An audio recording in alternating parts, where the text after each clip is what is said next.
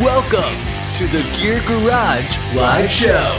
This weekly YouTube show covers whitewater rafting, river safety, oh God, I lost my paddle, gear, and anything else Zach feels like rambling on about. Well, here we are. It's April 8th. It's boating season. The show is in full effect. People are out there doing their thing, and I'm jazzed. There's like so much boating to happen. I love the vibe, and I got questions to answer, so let's get on with the show. Today, I'm going to actually do this opposite. I'm going to promote something really quick before we go to questions, and that's the rowing schools that we do. If you don't know, we do 5-day rowing schools on the Rogue River. It's our best education. It is the best. We do a lot of courses. The IRF courses are for guides are the best education. I just finished a 5-day IRF course here in Hood River, and that's pretty spectacular, in my opinion, my humble opinion. But for private boaters, for rowing, our Class 3 rowing school is the best education we have. It's the best course we do. And I've had people do our Class 4 school first with us and then do the Class 3 school and get things out of it. So really, this is a class anybody can do. You can be total beginner, but you can come as an experienced boater and still get things out of it. And it's just fun. It's just a fun way to learn. We have some openings. Usually these trips are sold out in April, but we have a couple openings in May next month. And so if you go to the book now, you'll see our May 19th and 27th courses have spaces, which is rare for us. But we have spaces. So if you're interested in a class, somebody wants one, please share it around. And with that, let's get the questions. So first one, river hazards. I can't really immediately see a sieve on the river, or most of the time from the riverside, either on videos. From the riverside either or on videos, really. I get it when it's pointed out. Same with undercuts. I see them when it's pointed out and understand, but it's not always obvious to me even after the fact. Sorry, some of these are really hard to read because they're not complete sentences. They're just writing out what your brain is thinking. And so, I apologize for my reading. I'm not the best at reading, but when they're just kind of rambling on sentences, they're really hard to read. Okay, makes me nervous. Don't want to be overly paranoid, but need to know for safety's sake. What's your process of identifying these kinds of hazards when you're scouting? Happy boating and stay safe out there. I mean, when I'm scouting, I'm looking for hazards. That's like, what's going to maybe hurt or kill me, like that, or somebody else. So that's what I'm looking for. I'm looking for wood. I'm looking for undercuts. I'm looking for sieves. I'm looking for nasty holes. I don't know. You just look. I have no real, I can't tell you. You just got to be observant. That's what you're looking for when I'm scouting. What's hazardous, right? If the big scouting things, worms, water, obstacles. What's the R in worms? I don't know. M is markers, S is safety. What is the R? If somebody knows what the R is, let me know. Water, obstacles. I don't know. I like ohms. Just obstacles, markers, safety. Obstacles are essentially hazards too. Like, what are the problems? How many enter the rapid? How many I'm looking from the side. How am I now gonna know where things are when I'm coming in from the top of the rapid? Right? If I'm scouting, you're getting a side view of a rapid. If you know where to go from the side, that's cool. But when you're actually in the water, it looks way different. So I have to have markers that I look for running a rapid when I scout. So I'm just looking for hazards and then and avoiding them. And if there's so many hazards that are dangerous, I just portage. But I don't know. I have no trick for you other than just look. Look at the rocks. If rocks don't have a pillow on them, that's a sign they're undercut. There's no easy way to see undercuts unless you see the wall being undercut, or if the water just goes to a level and there's no pillow, that's generally an undercut. Sieves are just where water goes into a pile of rocks and a body won't make it through or anything. So I have no other trick for you than to just look. Yep. And the thing about boating, I'm finding, as I teach courses, it's really hard to tell people what to do and have them do it. Teaching is really hard. And so sometimes you kind of have to learn the hard way. Unfortunately, I can tell you to like make sure you're always looking for wood. The way some people learn is they have a close call. They hit wood and they go, "Oh, geez, that almost died," and then from then on, they're looking for wood the whole time. That's maybe how it is for undercuts. Like either you are on your own able to look for undercuts, or someday you're going to go up against one or see somebody have a close call and make, "Oh, that's dangerous. Let's not let that happen again." Unfortunately, like a lot of learning happens from mistakes. So in our classes, we're like pounding things in over and over and over and trying to make the case for a lot of stuff. But sometimes you need to feel some pain to learn a lesson. And so, again, my only advice is look harder, look better, look for no pillow, look for water going through a thing. And yeah, okay. See what other people say. Ask around if you haven't run that section about any wellness tips. Yeah, no, I mean, that's great advice. Like, know ahead of time if you can. And then Apex03 says the R stands for rescue. Does it really? Water, obstacles, rescue. How is rescue different than safety then? I'm pretty sure it's not. I could be wrong. Let's see if we can Google this. Figure it out. Okay, let's go to Google. Worms scouting rapids. Let's see if I can find the model for this. Here we go. Aquabound. Reading river with worms. Water. We're about to get to it. This is a really nice website. Whoa, this is cool. These drawings are amazing. Wow. Route. Oh, route. The way down. That's right. Markers, safety. I don't like teaching worms. It's a great way to, I feel like a lot of acronyms are for the instructor to remember how to teach, and they're not for the learning of the student. I feel like that's my opinion. And so, like, if you tell a student, like, don't forget about worms, they're not going to go to the river and be like, "Oh, okay, water, obstacles, route, marker, safety." It's just not something you can do. Ohms is possible. Like, that's the key thing. Route to me is almost the same as markers. Like, know your entrance, right? Like, know your entrance. That's kind of the same. I mean, route is obvious. The route is around the hazards or around the obstacles. So I don't know. I feel like worms is too many things to do. And water, like, I don't know. Where's it flow? Like water, obstacles, and route are all kind of the same thing. But anyway, I'm on a tangent. If you want somebody else to disagree with me, that'd be great. I need somebody to disagree with me and help me get better at understanding worms. Anyway, hopefully that helps. PFD knife storage. Can a sheath knife be fitted inside the exterior knife pocket on a PFD? For example, the Palm Nevis Astral Indus.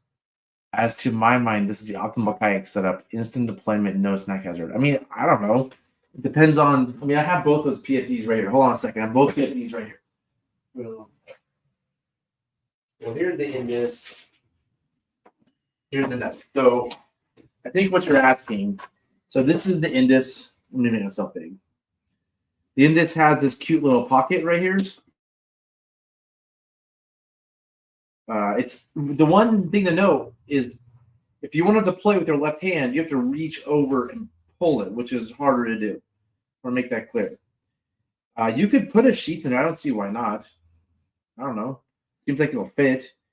I just don't know why you would want a sheath knife over a folding knife.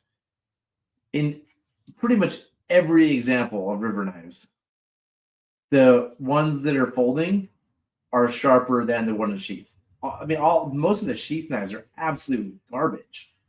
Unless you have some magic one that you know about that's not bad. I mean, I can't think of one sheath knife that actually cuts better than this Gerber, which is like $45 and opens easy. And if you want, it's I open it with one hand. There's this little piece of tape for duct tape to open it like that. Like, it's not that hard to open. I don't see why you wouldn't just use this. Why you would want to shove your sheath knife in there. I mean, I don't see why you can't. But it just makes no sense. This is my Palm Nevis. The Palm Nevis also has. I never use it, but right here there's a little pocket. And you can put a whole sheath in there too. It just seems like one more step. You got to pull the sheath out, unless you can lock it in place somehow. Yeah, I don't know. I've seen it done. I just, again, like, I I don't understand. The only external knife I think of as of any quality is the bear claw. The bear claw is a sweet knife. I don't see why you would choose a sheath knife over a folding knife. They're inferior in pretty much every way imaginable, especially the ones that the one that you probably have, which is the NRS knife, which is just a glorified screwdriver. It just, I mean, yeah, I'm not going to get into that. Okay, hopefully I answered that question. So the answer is, yeah, I think it fits. I don't see why not. I think I've seen it, but it's not. I mean, instant deployment, sure, if you can lock that sheath in there. But I can deploy my Foley knife pretty quick out of the pocket, so it's not something I think about. The really sweet thing I'm doing, I don't have it with me right now. That my other PFD I've been wearing, the Kokoda Maximus has a little magnetic knife pocket here. Somebody showed me through the channel, like you put a little ball on it, you can pull that knife out in a heartbeat and have it open in no time. That's my favorite knife deployment right now, and you can do it because it's right here in the center, facing down. Either hand can grab it, pull the ball out, unlock it, quick access. So I think that's a pretty sweet way to go. There's a comment. I think route is important to plan out the use of hydraulics down the features, e.g., for example, catch a wave, surf across. Yeah, I mean, I just think the route is so obvious. It's like, duh. That's why I'm scouting, to know where to go. Like, I don't think it needs to be an act. They almost like they were like, when they had WOMs, and they go, man, how can we make this a word? Oh, let's do worms and just figure out what to make R. I just don't understand why you're scouting a rapid to know where to go. I don't think anybody needs to be told that. That's my opinion. You can tell my opinion debate about this, right? The things I think people, like, it's very obvious when you scout, figure out where to go. Everybody knows this. Everybody I've ever taught, the first thing they do is look where to go. Like, nobody needs to be told how to do that. The things that people don't do is look for hazards, like what the person asked, or be able to identify hazards. Like, I'm identifying hazards. That's important. Obstacles, which is hazards. Markers is crucial, and that's the thing people mess up all the time. They see the route, they see where to go, they see everything, and they get above the rapid and they're lost because they don't have markers. And setting safety, you need to set some sort of downstream safety containment. You don't just scout and then, maybe you do just plow down, but like, think about your downstream containment, think about your safety. So I think obstacles marker safety is better. I think hazards marker safety would be even better. HUMS. Oh, if we can think of an I, it could be HIMS. Hazards, ice cream marker safety. There you go. You have HIMS. We have an acronym people scout brilliantly for years. Okay, Sean, in this video, the claw is put in the pocket, but I'm curious, and if the sheath can be attached as in the video, both are put in there together, not. I cannot read. Either I can't read or this is just not a sentence. Yeah, I'm maybe just too tired to even understand this, but yeah, I'm not gonna read that one. In this, I think he's saying you can put a bear claw in here. Like, let me make it bigger. Maybe I'm misunderstanding it. I think you can put a bear claw in here, maybe. Maybe, yeah. I just like this knife is sweet. If you want to be baller, this knife is baller. This is a great knife. This is a great, whatever, $50 knife. This one, the Spyderco, is amazing. If you actually want to cut things really well and throw this thing in there. Okay, let's just test our quick access. Out, open. I mean, how hard is that? Throw some tape on there so you can open with your teeth. I mean, it's a big knife. It's easy to grab. And you can use this little thing at the end to break a windshield if you need to. It has the built-in whistle that barely works. But throw this in there, I don't see anything. I just can't imagine any sheath knife being superior to that. If I had a bear claw on here, I might actually, the place I would put a bear claw, and I've seen people do this on the green jacket, is slip one behind here. So the handle's sticking out right here. Like, I have friends that put them in behind here. So they have a knife like this, and they have a bear claw just ready to rip out of here. And then it's behind the PFD. The thing about the Indus that I find is just so much bulk in the front. I really struggle getting back in a raft with this PFD. And I'm decent at getting back in a raft. So anything you put here that bulks down more just makes that harder if you're a raft. If you're a kayaker, it doesn't matter that much. But if you're a rafter, it matters. Okay, let me see if I can understand this one. In this video, the claws put in the pocket, but I'm curious and if the sheath can be attached, as in the video, both are put in there together, not with. Wait, is this? Oh, this is the same comment. I can't understand. Okay, moving on. Where are we at? I think I answered that question. I'm pretty sure I did a terrible job at answering that question, but I tried. I did my best. Hopefully that answers that question. Okay. The last question. Permits and bots. With as difficult as it is to obtain. Guys, I'm sorry I can't read. I'm really sorry. I'm going to try this again. This is definitely my fault. Here we go.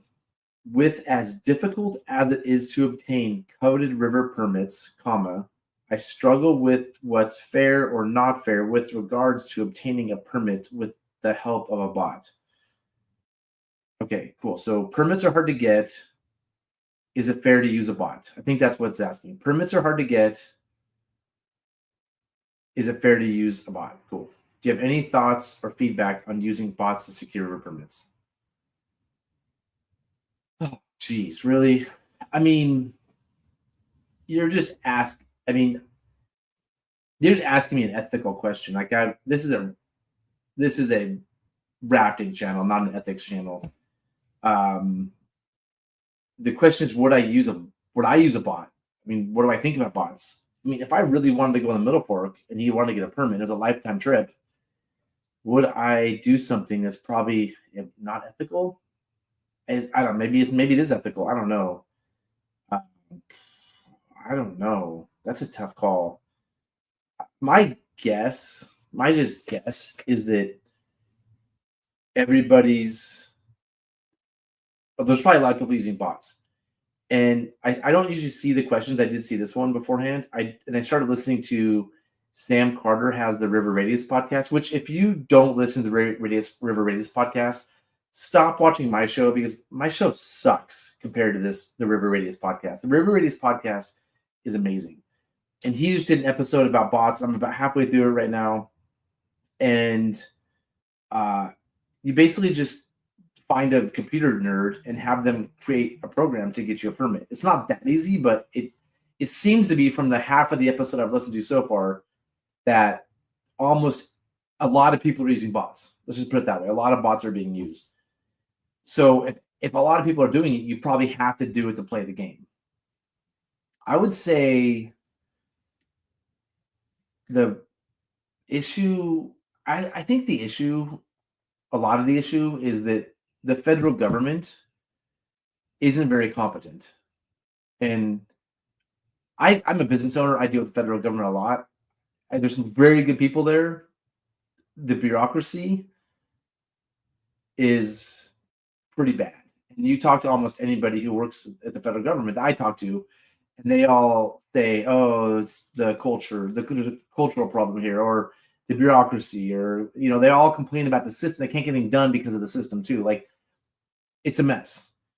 And so, unfortunately,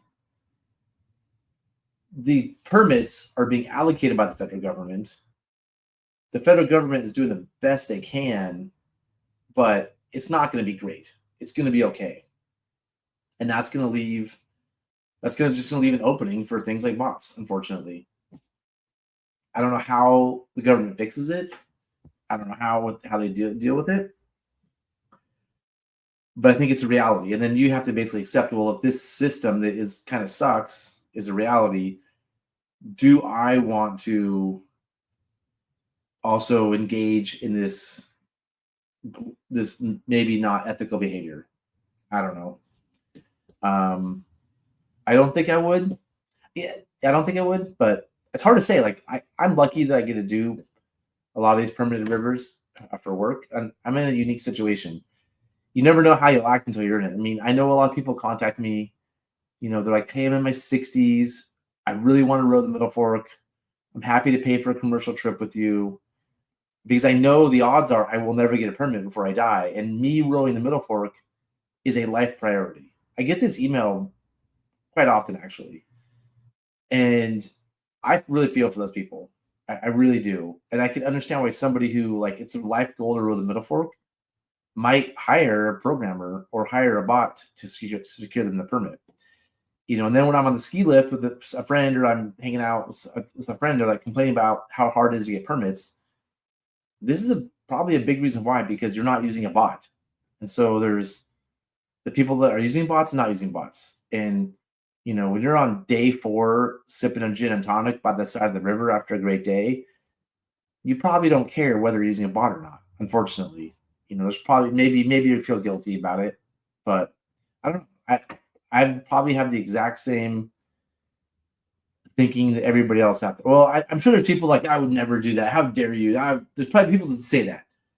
Like, I think I recognize that humans are fallible. We're not perfect, and being put in a situation of desperation for a permit, we might do something different. So I don't know. I don't answer your question. I'm going to say it's not fair to use a bot. So here's your question. With as difficult as it is to obtain coveted river permits, I struggle with what's fair or not fair with regards to obtaining a permit with the help of a bot. Yeah, it's not fair. Like, it's just not fair. That's simple. And those are my thoughts. I think they could create a better system for permits. I could sit down and create a better system. It doesn't seem that hard. I just don't think, and I think that government can too. I just don't think they have the ability to do it. Like, some people come in with really smart ideas, but breaking through the bureaucracy is really hard. And a lot of times when I talk to agencies about changing their permits, changing how they do things, they can do things, but the feedback from the public, the letters, the calls, you're going to make somebody mad. And the anger with any change in the permit system, I think they don't want to deal with a lot of times. That's just my take based on my experience doing this. So I think the people who work with the agencies are afraid to change the permit policies. But it just seems like, in my opinion, a simple thing to do would be like, hey, put down $1,000 deposit for a permit. If you want a permit, $1,000 deposit. If you don't use it, then you don't get your $1,000 back. If you use it, we'll give you $800 of your $1,000 back. Right? The problem is not the initial permit. It's like, I think that the initial permit system, bots can't affect it, if I understand it right. It's the reissuing of permits, right? It's the canceled permits people are picking up. The problem is people get permits and don't use them. That's the real problem. So if you can make sure that people who apply for permits use them, then I don't think this is a problem. And so you need a hefty penalty on people who get permits and turn them in, because the problem is there's a bazillion people out there that don't even boat, but they know how sought after these permits are, so they get them and they learn quickly. Oh, I got a June 10th Middle Fork trip, and I went to Mountain Buzz, and people said it's dangerous, and they turn it in. You got to keep that from happening. So again, the simple solution I would put into place is, like, the government charges you $1,000 when you apply, and then when you actually do the trip, you get that $1,000 back minus the fees you owe. So you probably get like $800 back or whatever. You get a lot of it back. But if you just don't go, you lost your $1,000. So it needs to be some pain to you not going. Anyway, I'm just not pontificating on silly things. So I think I'm almost done. So here we go. Abelia, how does the bot help? Wait, aren't you a computer nerd, Abelia? Can't you write a bot? Oh, are you a computer nerd? Yeah, you know computer nerds. I know that. You could find somebody.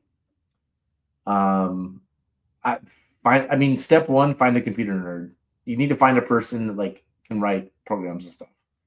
I mean, honestly, you could probably go to Fiverr and just, like, I don't know, or, like, you could probably, I mean, I don't want to tell you all the answer, but I'm going to anyway. You could literally go to ChatGPT and probably get it to write a bot for you. I mean, now I kind of want to do this. Okay, team, hold on. We're gonna do this. Let's see if I can get that ChatGPT here. Here we go. Let's do this. Remove, add. Right. Bot to get a permit for the Middle Fork of the Salmon River through Aviation.gov.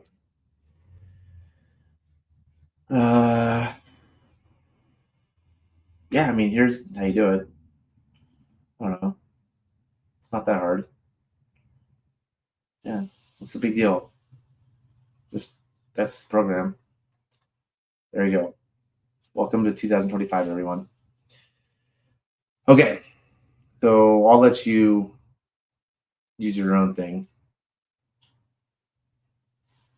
Yeah, I knew you could write. We have one right here, and Ability can write you guys a blog. But Ability, you would probably also use ChatGPT too. So, I mean, that's what people are doing. But this is the new world. Like, it's not that hard. Okay, well, that's the last question for the show. Before I close up, I just want to mention again that we have some Class 3 rowing schools available with spots available in May, early May. If you're interested or you have friends interested, or you want to help us spread the word, maybe like Facebook, your friends, like Northwest has the spots open. We love to fill those classes because they're better courses when there's more people there. A big part of them is like interacting with other like-minded people, sitting around the campfire, getting to know people, making new boating friends, talking about permits and bots. The interaction between boaters are a big part of our Class 3 rowing school. So I really encourage anybody to go or help encourage our friends to go. We'd love to fill those classes. And that's it for this episode. We'll see you next week.